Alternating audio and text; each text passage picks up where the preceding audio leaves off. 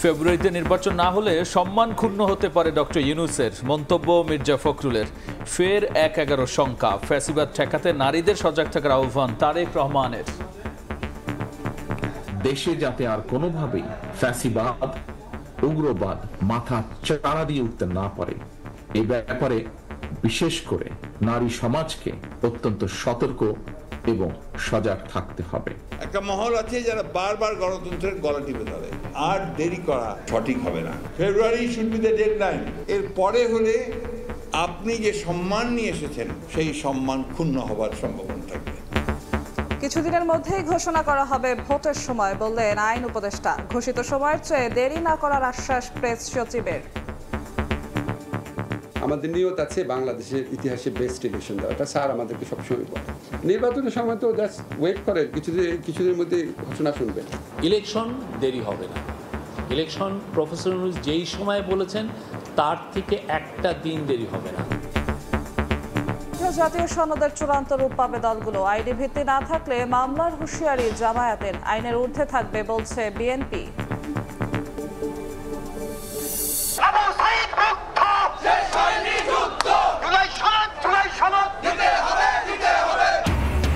জুলাই সনদ আদায়ে জুলাই যোদ্ধাদের শাহবাগ অবরোধ, শহীদ আহতদের স্বীকৃতি, চিকিৎসা ও পুনর্বাসন নিশ্চিতের দাবি।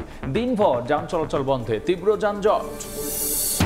পূর্বাঞ্চলের প্লট দুর্নীতির ৬ মামলায় শেখ হাসিনা, জয় পুতুল সহ ২৭ জনের বিচার শুরু। গ্রেফতারি পরোয়ানা জারি। ১১ আগস্ট সাক্ষ্য গ্রহণের দিন ধার্য। নতুন মুদ্রানীতিতে নেই চমক। মূল্যস্ফীতি কমাতে সংকোচন নীতি বহাল। কমেছে বেসরকারি খাতের ঋণ প্রবৃদ্ধি। এখনো ঘুরে দাঁড়াতে না পারা ব্যাংকের বিরুদ্ধে ব্যবস্থার ইঙ্গিত।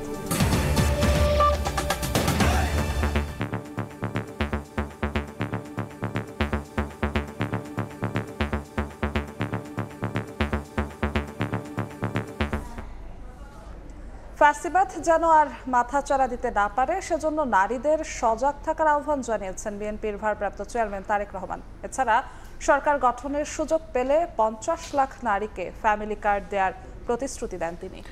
এদিকে দ্রুত সংস্কার শেষ করে ফেব্রুয়ারিতে নির্বাচন দেওয়ার আহ্বান জানিয়েছেন বিএনপির মহাসচিব মির্জা ফখরুল ইসলাম আলমগীর।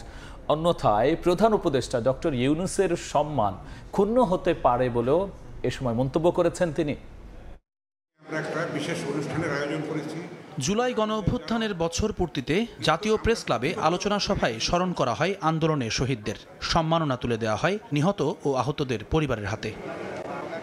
অনুষ্ঠানে প্রধান অতিথির বক্তব্যে দলের মহাসচিব মির্জা ফখরুল ইসলাম আলমগীর বলেন, রাজনীতিকদের মধ্যে পারস্পরিক বোঝাপড়া জরুরি। কাঁদা ছোড়াছুড়ির সীমা অতিক্রম না করারও আহ্বান জানান বিএনপি মহাসচিব। দ্রুত মৌলিক সংস্কার শেষে ফেব্রুয়ারির প্রথম ভাগে নির্বাচন দিতে সরকারের প্রতি আহ্বান জানান মির্জা ফখরুল। তারা দেশকে পুরো নতুন একটা আপনার দেশ তৈরি করতে, এটাকে ম্যাজিক্যাল দেশ তৈরি করতে চান, খুব ভালো কথা। কিন্তু আমরা তো চাই যে সেটা জনগণের মধ্য থেকে আসুক। আমরা তো চাই যে সেটা জনগণ সেই শক্তিটা নিয়ে তারা বেরিয়ে আসবে। রাজনৈতিক দলগুলোকে পারস্পরিক একটা বোঝাপড়া থাকতে হবে।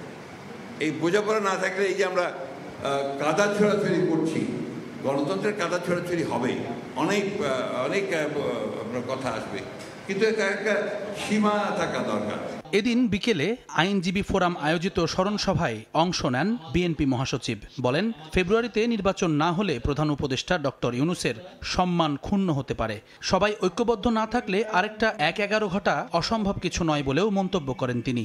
আমরা যদি ঐক্যবদ্ধ না থাকি, আমরা যদি সতর্ক না থাকি, তাহলে কিন্তু ১-১১ মতো ঘটনা ঘটা এখানে অস্বাভাবিক কিছু নয়। ফেব্রুয়ারি শুড বি দ্য ডেডলাইন। এর পরে হলে আপনি যে সম্মান নিয়ে এসেছেন এবং সমগ্র বিশ্বে আপনার যে সম্মান, সেই সম্মান ক্ষুণ্ণ হবার সম্ভাবনা থাকবে। এদিকে জুলাই শহীদদের স্মরণে মহিলা দল আয়োজিত ফ্যাসিবাদ বিরোধী আন্দোলনে নারীদের অবদান শীর্ষক আলোচনায় লন্ডন থেকে ভার্চুয়ালি যোগ দেন বিএনপির ভারপ্রাপ্ত চেয়ারম্যান তারেক রহমান। ফ্যাসিবাদ যেন আর মাথাচাড়া না দিতে পারে, সেজন্য নারী সমাজকে সজাগ থাকার আহ্বান জানান তিনি। আগামী জাতীয় নির্বাচন দেশের প্রতিটি নাগরিকের জন্য অত্যন্ত গুরুত্বপূর্ণ। দেশে যাতে আর কোনোভাবেই আর কোনোদিন ফ্যাসিবাদ উগ্রবাদ চরমপন্থা মাথা চাড়া দিয়ে উঠতে না পারে, এই ব্যাপারে বিশেষ করে নারী সমাজকে অত্যন্ত সতর্ক এবং সজাগ থাকতে হবে। বিএনপি সরকার গঠনের সুযোগ পেলে প্রথম পর্যায়ে 50 লাখ নারীকে ফ্যামিলি কার্ড দেওয়ার প্রতিশ্রুতি দেন দলের ভারপ্রাপ্ত চেয়ারম্যান। প্রতিটি বাক্যে জুম্মান সাদিক জ্যাভলিন, সময় সংবাদ, ঢাকা।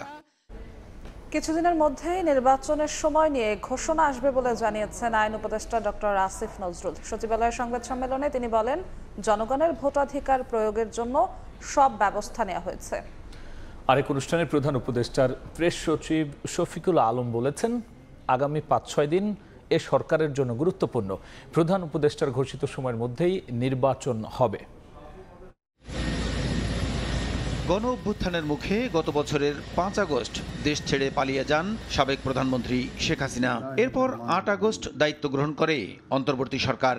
একটা বিচার বিভাগ সাবেক প্রধানমন্ত্রীর পালিয়ে যাওয়া এবং অন্তর্বর্তী সরকারের 1 বছর পূর্ণ হতে আর মাত্র কয়েকদিন বাকি। এ অবস্থায় আইনি সংস্কার, প্রাতিষ্ঠানিক সংস্কার ও ডিজিটালাইজেশন, হয়রানিমূলক মামলা প্রত্যাহার এবং দৈনন্দিন কাজের অগ্রগতি তুলে ধরতে বৃহস্পতিবার বিকেলে সচিবালয়ে নিজ দপ্তরে সংবাদ সম্মেলন করেন আইন উপদেষ্টা। কিছু কাজ করেছি।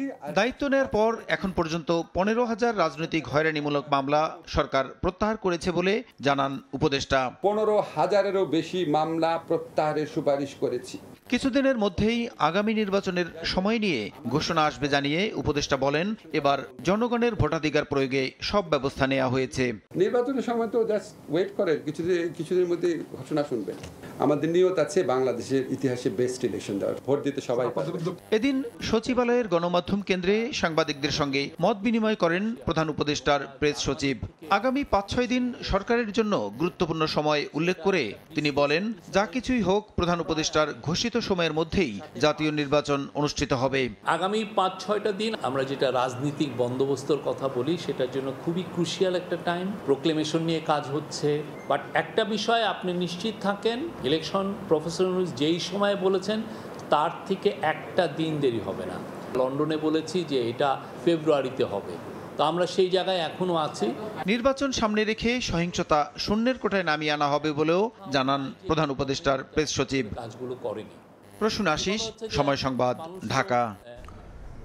জুলাই সনদের দাবিতে রাজধানীর শাহবাগ অবরোধ করেছেন জুলাই যোদ্ধারা। সকাল থেকেই জুলাই শহীদ পরিবার ও জুলাই যোদ্ধাদের ব্যানারে অবস্থান কর্মসূচি শুরু করেন তারা। এ সময় জুলাই শহীদ ও জুলাই যোদ্ধাদের স্বীকৃতি, আহতদের চিকিৎসা ও পুনর্বাসন সহ বিভিন্ন দাবি জানান তারা। দাবি আদায় না হলে কঠোর কর্মসূচির হুঁশিয়ারি দেন জুলাই যোদ্ধারা। এদিকে শাহবাগে যান চলাচল বন্ধ থাকায় রাজধানীর বিভিন্ন সড়কে দেখা দেয় তীব্র যানজট।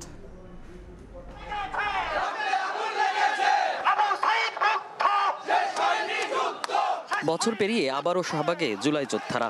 এবার দাবি জুলাই সনদ বাস্তবায়ন ও সংবিধানে যুক্ত করা।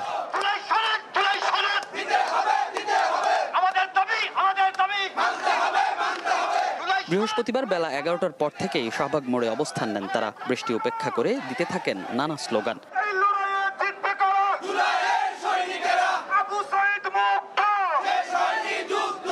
আন্দোলনকারীরা বলছেন, জুলাই সনদ না হওয়ায় আহত ও শহীদ পরিবারের সদস্যরা বাধ্য হয়ে রাজপথে নেমেছেন। বারবার এ দাবি জানানো হলেও অগ্রগতি হয়নি বলেও অভিযোগ তাদের। 3টা দাবি, এক হলো আমাদের জুলাই ঘোষণা, এক হলো আমাদের জুলাই সনদ, আর তৃতীয় দাবি হলো আমাদের সুচিকিৎসা। অসুস্থ রোগী তারা বেডে শুয়ে রয়েছে, কোনো চিকিৎসা পাচ্ছে না এবং আমরা সব জায়গায় অসম্মানিত হচ্ছি। আমাদের পূর্বে যে গণঅভ্যুত্থানগুলো হয়েছিল স্বাধীনতার পর থেকে, এগুলো কিন্তু রাষ্ট্রীয়ভাবে স্বীকৃতি দেওয়া হয়নি এবং কি তাদেরকে হচ্ছে যে শেখ হাসিনা যখন ক্ষমতায় এসেছে তাদেরকে ফাঁসি দেওয়া হয়েছে, তাদেরকে যে সন্ত্রাসী আখ্যায়িত করা হয়েছে, যার জন্য হচ্ছে আমরা হুমকি আশঙ্কা করতেছি। জুলাই সনদ শুধু দাবি নয়, এটি তাদের অধিকার বলেও জানান জুলাই যোদ্ধারা। দাবি আদায় না হওয়া পর্যন্ত কর্মসূচি চালিয়ে যাওয়ার হুঁশিয়ারি দেন তারা। আমরা জুলাই যোদ্ধার যা এখানে এসেছি, আমরা সহে আসি নাই, আমরা বুকে রক্ত দিয়েছি।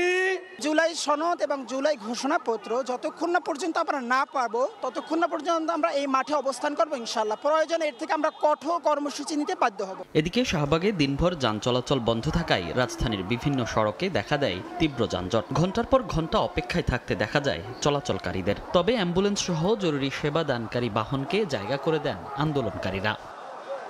মনির হোসাইন, সময় সংবাদ, ঢাকা। এই মুহূর্তে শাহবাগে আছেন রিপোর্টার তোহা খান তামিম। সরাসরি যাচ্ছি তার কাছে। তামিম, ঘড়িতে 9টা বেজে কিছু সময় পার হয়েছে। আমরা দেখতে পাচ্ছি এই রাতের বেলাতেও তাদের যে অবস্থান কর্মসূচি সেটা তারা অব্যাহত রেখেছেন। তারা বলছেন যতক্ষণ পর্যন্ত না এই দাবি মেনে নেওয়া হবে ততক্ষণ পর্যন্ত তারা এখানে অবস্থান কর্মসূচি পালন করবেন। ঠিক একটু দেখাতে চাই এই মুহূর্তে একটি জাগরণী গান গেয়ে যারা অবস্থান কর্মসূচি পালন করছেন তাদের আসলে উজ্জীবিত রাখা হচ্ছে।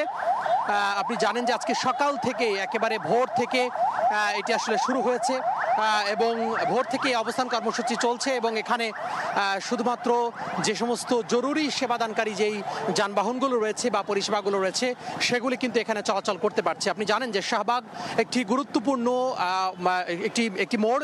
এর কারণ হচ্ছে যে বাংলাদেশ মেডিকেল বিশ্ববিদ্যালয়, এখানে ইব্রাহিম কার্ডিয়াক রিসার্চ ইনস্টিটিউট রয়েছে, পাশাপাশি বারডেম হাসপাতাল রয়েছে।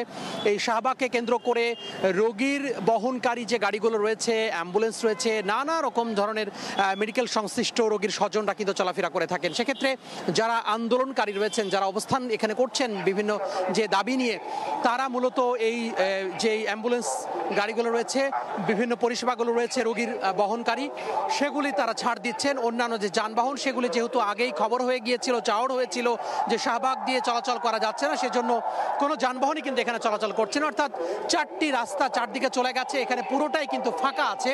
শুধুমাত্র যেগুলো জরুরি সেবার যে রয়েছে গাড়িগুলো সেগুলি চলাচল করছে। তারা সারা রাত অবস্থান করবেন। আগামীকালকেও বিভিন্ন যে সংগঠন রয়েছে সেই সংগঠন তাদের এই দাবির পক্ষে সংহতি জানিয়েছে ইতিমধ্যে বিভিন্ন সংগঠন। তারা আগামীকালকে যোগ দিবেন।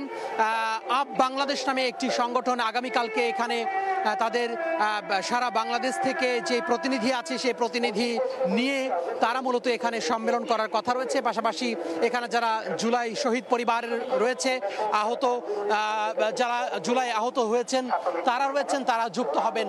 মধ্যকথা আগামীকালকে শুক্রবার, আগামীকালকেও তাদের যে অবস্থান সেই অবস্থান চলবে। পাশাপাশি অন্যান্য সংগঠনরাও এখানে যুক্ত হবেন।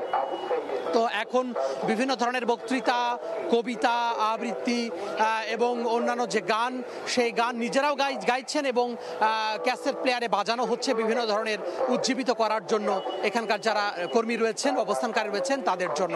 তো সব মিলিয়ে বলা যায় অবিলম্বে তারা বলছেন সরকারের উদ্দেশ্যে যেন এই অন্তর্বর্তী সরকার তাদের যে জুলাই ঘোষণা এবং জুলাই সনদ সেটি ঘোষণা করে এবং বাস্তবায়ন করে। পাশাপাশি সংবিধানে স্থায়ী যে রূপ সেই রূপটা তারা যেন দেয়, এই দাবি নিয়ে তারা অবস্থান কর্মসূচি পালন করছেন। এই ছিল শাহবাগ থেকে আমার হাতে সব শেষ। শাহবাগ থেকে যুক্ত হয়েছিলেন সহকর্মী তোহা খান তামিম। 5 আগস্টের মধ্যে জাতীয় সনদের চূড়ান্ত রূপ রাজনৈতিক দলগুলোর কাছে পৌঁছানো হবে বলে জানিয়েছে ঐকমত্য কমিশন। দ্বিতীয় ধাপের শেষ দিনের আলোচনায় বিভিন্ন বিষয়ে ভিন্নমত জানান রাজনীতিকরা। এদিকে আইনি ভিত্তি ছাড়া জাতীয় সনদ বাস্তবায়ন করলে কমিশনের বিরুদ্ধে মামলার হুঁশিয়ারি দিয়েছে জামায়াত। বিলে স্বাক্ষর করলে তা আইনের চেয়েও বড় প্রতিশ্রুতি বলে মনে করছে বিএনপি। জুলাই অভ্যুত্থানের পর রাষ্ট্র কাঠামো পুনর্গঠনে সংস্কারের উদ্যোগ নেয় অন্তর্বর্তী সরকার। সেই ধারাবাহিকতায় ঐকমত্য কমিশনের দ্বিতীয় ধাপের 23তম ও শেষ দিনের আলোচনার শুরুতেই কমিশন সহসভাপতি জানান, সনদের খসড়ায় পরিবর্তন করে যে পরামর্শ এসেছে তার সমন্বয় করে চূড়ান্ত সনদ তৈরি করা হবে। আমরা মনে করি যে বাস্তবায়ন প্রক্রিয়ার ক্ষেত্রে প্রাথমিক দায়িত্বটা রাজনৈতিক নেতৃবৃন্দ, সেখানে জাতীয় ঐকমত্য কমিশন আনুষ্ঠানিক এবং অনানুষ্ঠানিকভাবে অনুঘটকের কাজ করবে এবং পরবর্তী সময়ে ঐকমত্য কমিশন সকলকে নিয়ে প্রয়োজন বোধে বসবে। মূলনীতি সরকারি কর্ম কমিশন, দুদক, মহা হিসাব নিরীক্ষক ও নিয়ন্ত্রক এবং ন্যায়পাল নিয়োগের বিধান নোট অব ডিসেন্ট দিয়ে নিষ্পত্তি করা হয়েছে। তত্ত্বাবধায়ক সরকার, নাগরিকদের মৌলিক অধিকার সম্প্রসারণ সহ অমীমাংসিত বিষয়েও আলোচনা করা হয়। তবে আইনি ভিত্তি ছাড়া জাতীয় সনদ বাস্তবায়নের বিরোধিতা করেছে জামায়াত, এনসিপি, এবি পার্টি সহ বেশ কিছু রাজনৈতিক দল। সঠিক বাস্তবায়ন না হলে জনগণের টাকায় আলোচনা করে সময় নষ্ট করার অভিযোগে কমিশনের বিরুদ্ধে মামলা করারও হুঁশিয়ারি দেয় জামাত। প্রত্যেকটা প্রধানমন্ত্রীর শপথ যখন নেয় তখন রাগ বিরাগের ঊর্ধ্বে উঠিয়া দায়িত্ব পালন করিবেন, এটাই তো শপথ নেয়। 54 বছরের শপথ ভঙ্গ করে একেবারে অফিসিয়ালি, তাইলে এখানে মাত্র আমরা গুডউইলের ভিত্তিতে অঙ্গীকারবদ্ধ হওয়ার ভিতরে এটার কোনো যথার্থতা না। এটাকে আইনি ভিত্তি না দিলে যে জিরো হবে, সেই জন্য আমরা কমিশন এবং সরকারের বিরুদ্ধে কম্পনসেট মামলা করব আমাদের সময় নষ্ট করার জন্য। কমিশনের কাছে উদাত্ত করে আহ্বান জানাবো যে বাস্তবায়নের পথটাই সব থেকে গুরুত্বপূর্ণ বিষয়। বাস্তবায়নের বিষয়টা নিয়ে যেন রাজনৈতিক দলগুলোর সঙ্গে খোলামেলা পদ্ধতিতে আলোচনা করা হয়, কার্যকারিতার দিকগুলো। গণঅভ্যুত্থানের প্রথম বার্ষিকীর আগেই আমরা আশা করি জাতীয় সমঝোতা সনদ, জুলাই সনদ স্বাক্ষর করার ব্যাপারে রাজনৈতিক দলগুলো একটা রাজনৈতিক প্রস্তুতিটা আমরা সম্পন্ন করতে পারব। বিএনপি মনে করে রাষ্ট্রীয় এই দলিলে সব দল এবং সরকার স্বাক্ষর করলেই তা আইনের চেয়েও বড় প্রতিশ্রুতি। আমরা সই করব, এখানে মাননীয় প্রধান উপদেষ্টা সভাপতি হিসেবে জাতীয় ঐকমত্য কমিশনের সই করবেন, অন্যান্য এই কমিশনের সদস্যগণ সই করবেন, যারা যারা ঐকমত্যে আসছে সমস্ত রাজনৈতিক দলগুলো সই করবেন। এর চাইতে বড় সম্মতি, জাতীয় সম্মতি, এটা তো আইনের ঊর্ধ্বে। তাড়াহুড়ো করে জুলাই সনদ না করে প্রয়োজনে আরও কিছুটা সময় নিয়ে আলোচনা করে পূর্ণাঙ্গ রূপ দেওয়ার দাবি কয়েকটি দলের। আরও কয়েকদিনের জন্য যদি বসা দেয় এবং আরও কিছু বিষয় যদি এক্সটেন্সিভলি নেগোশিয়েট করবার সুযোগ থাকে, সেটা করা দরকার। 5 তারিখের মধ্যে জাতীয় সনদের চূড়ান্ত রূপ রাজনৈতিক দলগুলোর কাছে পৌঁছে দেওয়া হবে। তারপর সবার মতামতের ভিত্তিতেই সনদে স্বাক্ষরের দিন ঠিক করা হবে।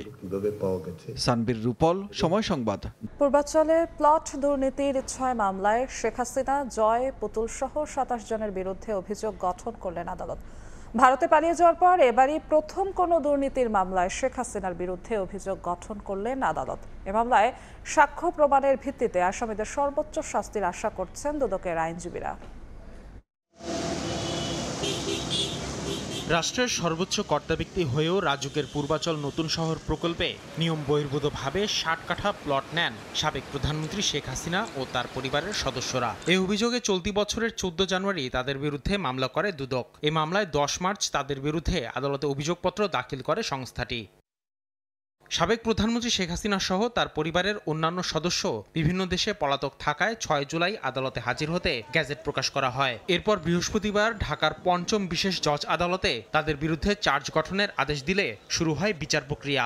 তার দ্বারা প্রভাবিত হয়ে গণকর্মকর্তারা তাকে যে সহযোগিতা করেছেন সেই সমস্ত বিষয়ে আমরা উল্লেখ করেছি এবং সেই উল্লেখের প্রেক্ষিতে বিজ্ঞ আদালত সেগুলো শুনেছেন এবং রেকর্ডপত্র যাচাই করে পর্যালোচনা করে তিনি তাদের বিরুদ্ধে চার্জ গঠন করেছেন। এ মামলায় দোষী সাব্যস্ত হলে শেখ হাসিনার সর্বোচ্চ 14 বছরের কারাদণ্ড হতে পারে বলে জানান দুদকের কৌশলী। প্যানেল কোডের 409 দ্বারা সে 14 বছর সাজা হবে এবং দুদক আইনের 5-2 দ্বারা তার 7 বছর সাজা এবং তার যে সম্পত্তি গ্রহণ করছে সেই সম্পত্তি রাষ্ট্রের অনুকূলে বাজেয়াপ্ত হবে।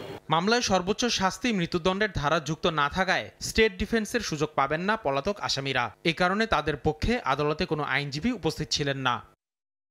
আসিফ মোহাম্মদ সিয়াম, সময় সংবাদ।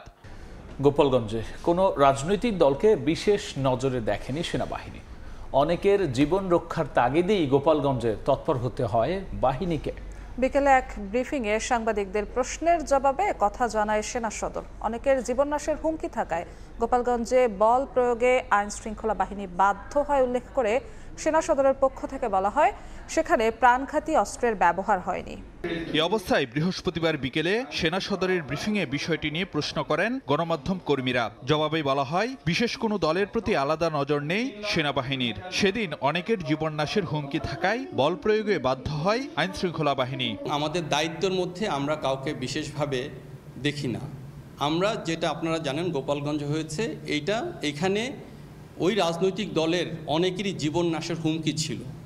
তাদের জীবন বাঁচানোর জন্যই সেনাবাহিনী সহায়তা করেছে। আওয়ামী লীগ কর্মীদের প্রশিক্ষণ দিচ্ছেন মেজর সাদিক নামে এক সেনা কর্মকর্তা। বিভিন্ন মাধ্যমে ছড়িয়ে পড়া এমন খবর নিয়েও প্রশ্ন ওঠে ব্রিফিংয়ে। আর্মির হেফাজতেই সে আছে, তদন্ত চলমান আছে। দোষ প্রমাণিত হলে নিঃসন্দেহে সেনাবাহিনী প্রচলিত নিয়ম অনুযায়ী তার বিরুদ্ধে ব্যবস্থা গ্রহণ করবে। কেএনএফ সহ বিভিন্ন সন্ত্রাসী গোষ্ঠীর তৎপরতা দমনে পার্বত্য চট্টগ্রামে অভিযান অব্যাহত থাকবে বলেও জানানো হয় ব্রিফিংয়ে। কোনো অবস্থাতেই কেএনএফ আধিপত্য বিস্তার করছে না, বরং কেএনএফ এখন অত্যন্ত নাজুক অবস্থায় আছে।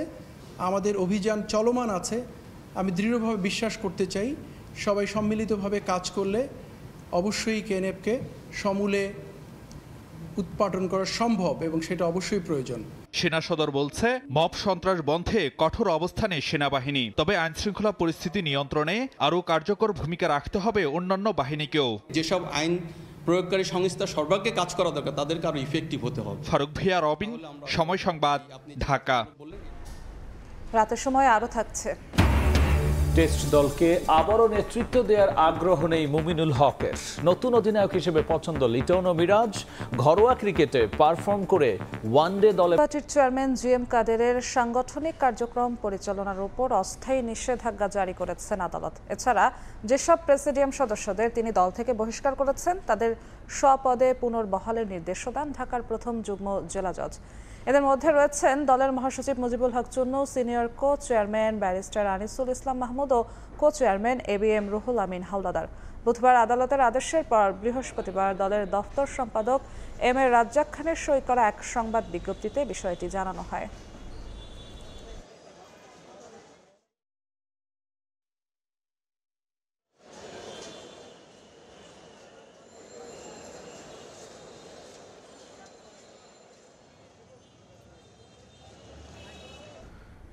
আগস্ট গ্রেনেড হামলা মামলায় তারেক রহমান, বাবর সহ সব আসামির খালাসের রায়ের বিরুদ্ধে রাষ্ট্রপক্ষের আপিল শুনানি 13 আগস্ট পর্যন্ত মুলতবি করেছেন আপিল বিভাগ। সকালে প্রধান বিচারপতি ডক্টর সৈয়দ রেফাত আহমেদের নেতৃত্বাধীন 6 সদস্যের বেঞ্চে শুনানি হয়, চলে সোয়া 1টা পর্যন্ত। এর আগে খালাসের রায়ের বিরুদ্ধে আপিলের অনুমতি চেয়ে করা রাষ্ট্রপক্ষের আবেদন মঞ্জুর করেন সর্বোচ্চ আদালত। গত বছরের 1 ডিসেম্বর 21 আগস্ট গ্রেনেড হামলার ঘটনায় হত্যা ও বিস্ফোরক দ্রব্য আইনের মামলায় বিএনপির ভারপ্রাপ্ত চেয়ারম্যান তারেক রহমান সহ সব আসামিকে খালাস দিয়ে রায় দেন হাইকোর্ট। পরে 19 মার্চ এই মামলায় সব আসামির খালাসের বিরুদ্ধে আপিল করেন রাষ্ট্রপক্ষ। আসামি পক্ষের আইনজীবীদের প্রত্যাশা হাইকোর্টের আদেশ বহাল থাকবে আপিল বিভাগেও। পৃথিবীর ইতিহাসে যে কয়টা বিচার বিভাগকে ব্যবহার করে যে কয়টা অন্যায় অবিচার দুনিয়াতে করা হয়েছে, 21 আগস্টের মামলা হলো তার একটি ক্লাসিক এক্সাম্পল। জনাব তারেক রহমান সাহেবকে শুধুমাত্র শেখ হাসিনা ওয়াজেদের ব্যক্তিগত রাজনৈতিক জিঘাংসা এবং প্রতিহিংসার কারণে তাকে এই মামলা অন্তর্ভুক্ত করা হয়েছিল। তারেক রহমান সাহেবের বিরুদ্ধে এই মামলায় কোনো এভিডেন্স নাই এবং ওনার এগেনস্টে কনস্পিরেসির কোনো কিছু প্রমাণ হয় নাই। কাজী হাইকোর্ট ডিভিশন ওনার ব্যাপারে যে অভিমত দিয়েছে, এই অভিমত যাতে বহাল থাকে, এটা আমরা এই মহামান্য আমাদের সুপ্রিম কোর্টের আপিল বিভাগে এই মামলায় আমরা আবার এটা প্রার্থনা করব।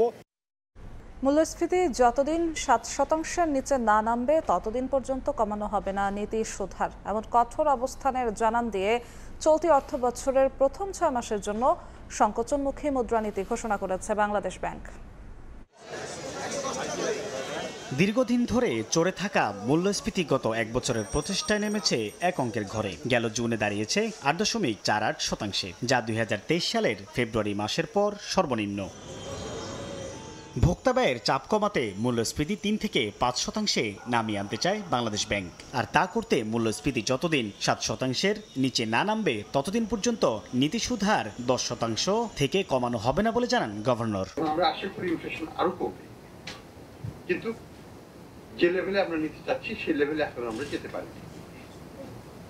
আমরা চাচ্ছি ইনফ্লেশনটাকে ক্রমান্বয়ে একটা রেঞ্জ নিয়ে আসতে। সেটা আমাদের মনে হয় যে এটা 3 থেকে 5-এর মধ্যে যদি আমরা আনতে পারি, হয়তো একটু সময় লাগবে, সেটা আমাদের লক্ষ্য। বৃহস্পতিবার চলতি অর্থবছরের প্রথম 6 মাসের জন্য মুদ্রানীতি ঘোষণা উপলক্ষে বাংলাদেশ ব্যাংকে আয়োজিত এক অনুষ্ঠানে সরকারি খাতে ঋণ প্রবৃদ্ধি বাড়িয়ে 20.4% করা হলেও জানানো হয় কমানো হয়েছে বেসরকারি খাতের ঋণ প্রবৃদ্ধি। আমাদের যে প্রবৃদ্ধি খারাপ হয়েছে সেটা একেবারে আমি বলবো না। আমাদের 4% প্রবৃদ্ধি ইজ অ্যাবসলিউটলি ফ্যান্টাস্টিক আমাদের বর্তমান প্রেক্ষাপটে। এ সময় গভর্নর জানান ব্যাংক মার্জ করার সঙ্গে বড় অঙ্কের বিনিয়োগ করবে সরকার, তবে টাকা ছাপিয়ে দেওয়ার পরও ঘুরে দাঁড়াতে না পারা ব্যাংকের বিরুদ্ধে ব্যবস্থা নেবে কেন্দ্রীয় ব্যাংক। সাকসেসফুল মার্জারের মাধ্যমে এই ব্যাংকগুলো শুধু ঘুরে দাঁড়াবে না, যে বিনিয়োগটা করবে সরকার থেকে, সেই বিনিয়োগের টাকাও পুরোপুরি লাভ সহ ফেরত পাবে সরকার। এদিকে মুদ্রানীতি ঘোষণার পর তাৎক্ষণিক এক প্রতিক্রিয়ায় Dhaka chamber of commerce and industry DCCI জানিয়েছে এবারের মুদ্রানীতিও সংকোচনমুখী করায় বিনিয়োগ ও বাণিজ্যে পড়বে নেতিবাচক প্রভাব। সাইফুল ইসলাম, সময় সংবাদ, ঢাকা।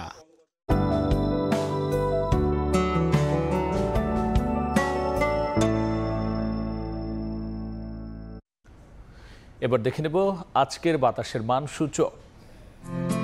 বায়ুমান বিষয়ক সংস্থা IQ এয়ারের সূচক অনুযায়ী বাংলাদেশে এখনকার বাতাসের মান। ঢাকা বিভাগের বায়ুর মান 77, যা সন্তোষজনক। বাতাসের আর্দ্রতা 89%। চট্টগ্রাম বিভাগে বায়ুর মান ৬৮, এটিও সন্তোষজনক, বাতাসের আর্দ্রতা ৮৮। রাজশাহী বিভাগে বায়ুমান ৮১, যা সন্তোষজনক, আর্দ্রতা ৯২। সিলেট বিভাগে বায়ুর মান ৭৯, এটাও সন্তোষজনক, বাতাসের আর্দ্রতা ৯৩%। খুলনা বিভাগের বায়ুমান ৭৫, যা সন্তোষজনক, বাতাসের আর্দ্রতা ৯২। বরিশাল বিভাগে বায়ুর মান ৭১, এটিও সন্তোষজনক, আর্দ্রতা ৯৩। রংপুর বিভাগের বায়ুমান ৫৮, যেটিও সন্তোষজনক, বাতাসের আর্দ্রতা ৮৬। ময়মনসিংহ বিভাগের বায়ুর মান ৬০, এটিও সন্তোষজনক, বাতাসের আর্দ্রতা ৯০%। সারা দেশে বায়ুর মান সবচেয়ে ভালো রংপুরে ৫৮ আর সবচেয়ে খারাপ রাজশাহীতে ৮১। নতুন বার্জারি কোকোট, ঘরের বাতাস সুস্থ হোক। ১ বছর আগে ভেঙেছে স্লুইস গেট, কিন্তু মেরামত না করায় সেই গেট দিয়েই পানি ঢুকে তলিয়েছে লাখো মানুষের বসতবাড়ি। বলছি ফেনীর মুছাপুর স্লুইস গেটের রেগুলেটরের কথা। বছর পার হলেও রেগুলেটরটি সংস্কার না হয় চলতি বর্ষাতেও নতুন করে ভাঙন আতঙ্কে দিন কাটাচ্ছেন লাখো মানুষ। অব্যাহত আছে ভাঙনও। স্থানীয়দের অভিযোগ, গেট মেরামতে পানি উন্নয়ন বোর্ডের আশ্বাস আছে, কিন্তু নেই কার্যকরী কোনো উদ্যোগ।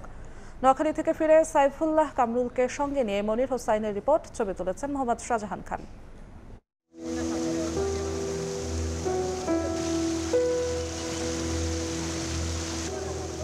২৬ আগস্ট ২০২৪ স্মরণকালের ভয়াবহ বন্যায় একদিকে ভাসে ফেনী জেলা, অন্যদিকে সেই ক্ষত পৌঁছে যায় পাশের জেলা নোয়াখালীতেও।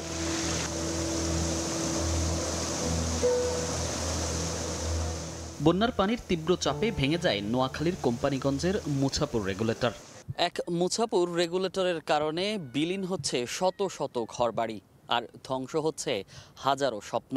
স্থানীয়রা বলছেন, যদি শীঘ্রই এই রেগুলেটর ঠিক করা না হয় তাহলে নদী গর্ভে পুরোপুরি বিলীন হয়ে যাবে মুছাপুরের এই ৭ নম্বর ওয়ার্ড।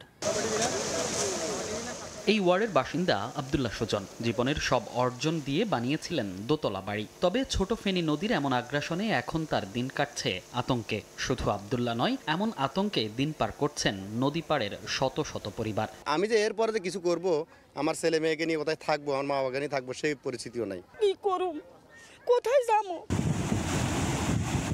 মুছাপুরের পাশাপাশি নদী গর্ভে বিলীন হচ্ছে একই উপজেলার চরহাজারি ও চরপার্বতী ইউনিয়নের অসংখ্য ঘরবাড়ি। আমাদের বাড়ি ঘর, কবরস্থান, মসজিদ সবকিছু চলে যাইতেছে। বাড়ি আগা ছিল ওইদিকে ভাঙতে বর্তমানে এখানে আরেকজন জায়গার উপরে আছি। তবে গেল বছর বন্যার পর চরপার্বতী এলাকার রক্ষায় কিছুটা স্বস্তি এনে দিয়েছে একটি বাঁধ। স্থানীয়দের নিজ উদ্যোগ ও অর্থায়নে দেয়া এ বাঁধের কারণে ভরাট হতে শুরু করেছে ভেঙে যাওয়া কিছু অংশ, জেগে ওঠে প্রায় ৫০০ একর জমি। স্থানীয় জনপ্রতিনিধির দাবি, জরুরি ভিত্তিতে সরকারের সহায়তা পেলে নদী ভাঙন থেকে রক্ষা পাবে এই ইউনিয়নের কয়েকশো পরিবার। এদিকে দ্রুত রেগুলেটরের কাজ শুরুর আশ্বাস দিচ্ছেন জেলার পানি উন্নয়ন বোর্ডের নির্বাহী প্রকৌশলী। 10 কিলো 230 মিটার মানে প্রতিরক্ষা কার্যক্রম বাংলাদেশ সেনাবাহিনী কর্তৃক বর্তমানে তাদের তত্ত্বাবধানে বাস্তবায়ন হচ্ছে। চলতি বছর ফেনীতে নতুন করে প্লাবিত হওয়ায় আতঙ্ক বেড়েছে ছোট ফেনী নদী তীরবর্তী বাসিন্দাদের। মনির হোসাইন, সময় সংবাদ, নোয়াখালী। জলবদ্ধতার কবল থেকে মুক্তি নেই চট্টগ্রামবাসীর। একটু বৃষ্টিতেই সড়কে জমে যায় পানি। সকালে আগ্রাবাদ, সিডিএ আবাসিক হালি শহরের বিভিন্ন সড়কে জলবদ্ধতা দেখা দেয়। এতে ভোগান্তিতে পড়েন অফিসগামী মানুষ। ক্ষোভ প্রকাশ করে তারা অভিযোগ করেছেন, নিষ্কাশনের পর্যাপ্ত ব্যবস্থা না থাকায় অল্প বৃষ্টিতেই পানি জমে যায়। এছাড়াও অপরিকল্পিত নগরায়নের কারণে শহর থেকে বের হতে পারে না বৃষ্টির পানি। সিটি কর্পোরেশন থেকে উদ্যোগ নেওয়া হলো, এর সুফল না পাওয়ার অভিযোগ বাসিন্দাদের।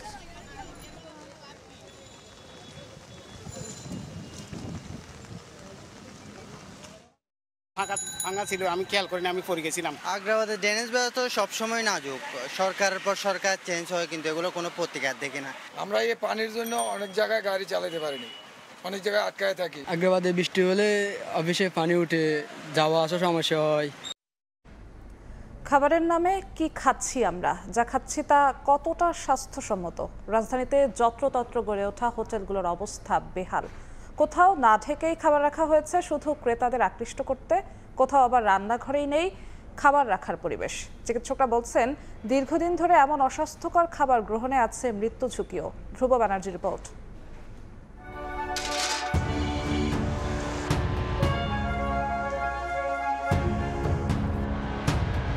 22 এপ্রিল 2025 রাজধানীর হাতিরপুল বাজারের কয়েকটি রেস্তোরাঁয় সময় সংবাদ। দেখা মিলল অপরিচ্ছন্ন পরিবেশে কিভাবে রাখা হয়েছে প্রতিটি খাবার। রান্নাঘরের অবস্থা আরও বেহাল। অপরিচ্ছন্নতার পাশাপাশি যেখানে রান্না সেখানেই চলছে গোসল সহ যাবতীয় কাজ। চোখের সামনে প্রমাণ মিললেও ব্যবসায়ীরা দিলেন নানা অজুহাত। এই যে খাবারগুলো খোলা টোলা রাখা। খোলা রাখি না, আমি ভাত খেতে গেছি তো এই জন্য। এই জায়গায় কি মানুষ গোসল টোসল করে? না, অনেক সময় ওই যে বাবুর্চির লোকজনে হয়তো দেখা গেছে যে বেশি গরম লাগলে হয়তো নামাজ পড়তে যায়, নামাজ পড়ে থাকে না। অন্যদিকে বেশ কয়েকটি হোটেল মালিকরা সময় সংবাদের উপস্থিতি টের পেয়ে তড়িঘড়ি করে শুরু করেন ময়লা ঢাকনা দিয়ে খাবার ঢেকে রাখার প্রতিযোগিতা। এটা ডাকছিলাম, জিনিসটা উঠলা খারাপ দেখা যায়। এবার অভিযোগ মেনে নিয়ে ব্যবসায়ীরা আশ্বাস দিলেন পরিবর্তনের। যে হোটেলগুলোতে খাবারের মান নিয়ে আমাদের সন্দেহ ছিল সেগুলোতে আবারও এসেছি আমরা। দেখব এ কদিনে কি পরিবর্তন এসেছে। তবে এবারও সেই আগের চিত্রই, পরিবর্তন হয়নি কিছুই। নোংরা পরিবেশে চলছে খাবার তৈরি থেকে পরিবেশন। আমি চাইলেও এটা ঢেকে রাখতে পারি না। আমি না, আপনি 10টা দোকান দেখেন, এই লাইনে যে কয়টা দোকান আছে প্রতিটা দোকানের একই অবস্থা দেখবেন। এবার রাজধানীর আরও কয়েকটি রেস্তোরাঁয় সময় সংবাদ। প্রথমে রান্নাঘরে ঢুকতে দিতেই বাধা। বলা হলো রান্নাঘর অনেক দূরে।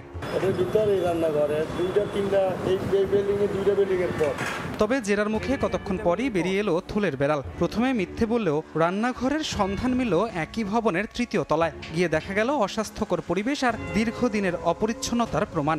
সবই যেন দেখেও না দেখার অভিনয়। কি মিথ্যা বলছেন প্রথমে আমাদের?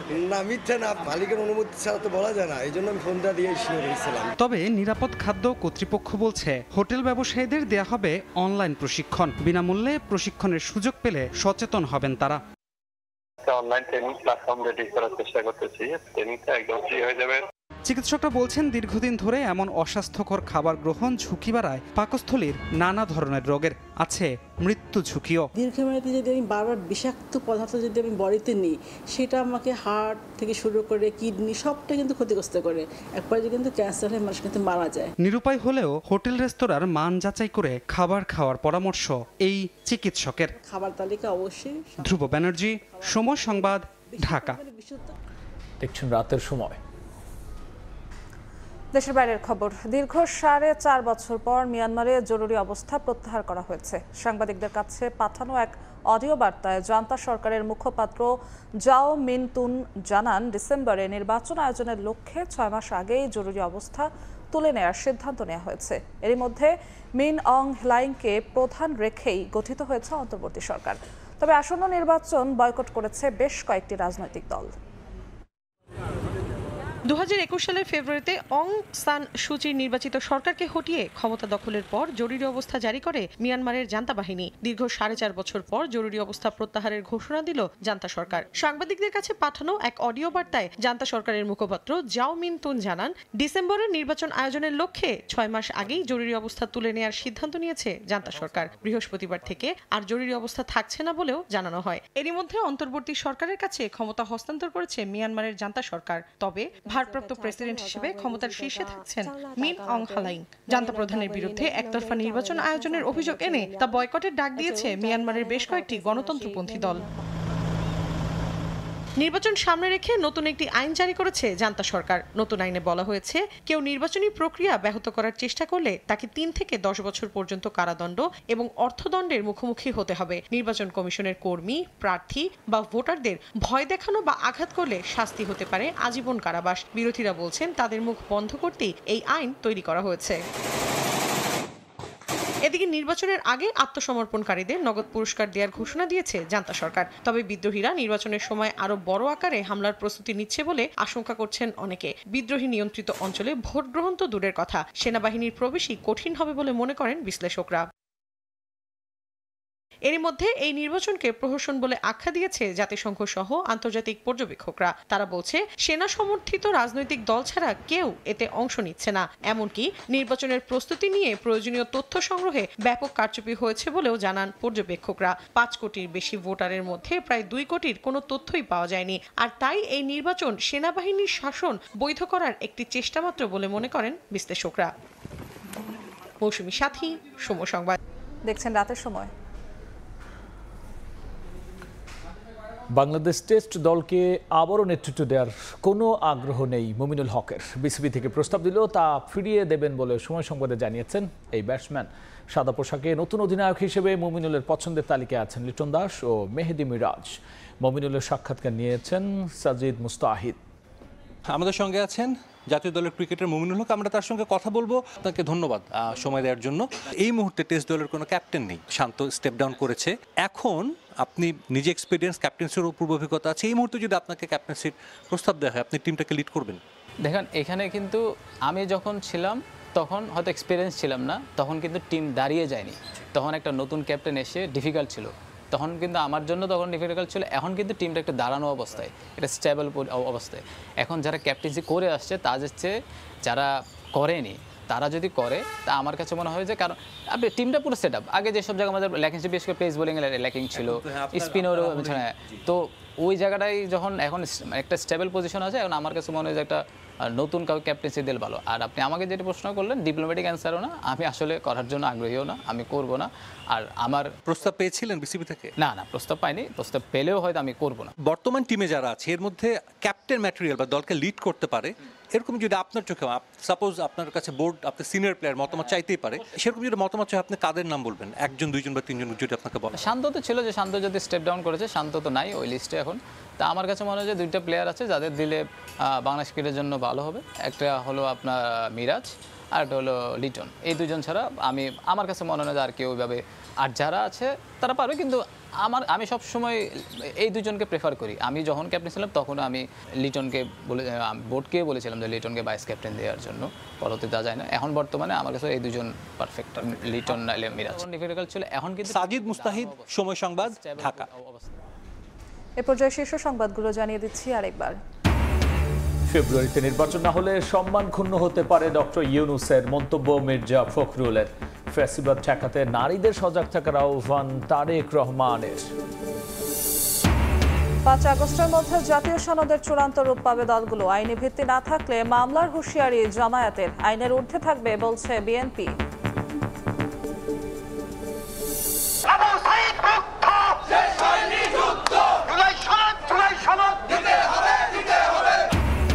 জুলাই সনদ আদায়ে জুলাই যোদ্ধাদের শাহবাগ অবরোধ, শহীদ আহতদের স্বীকৃতি, চিকিৎসা পুনর্বাসন নিশ্চিতের দাবি। দিনভর যান চলাচল বন্ধে, তীব্র যানজট।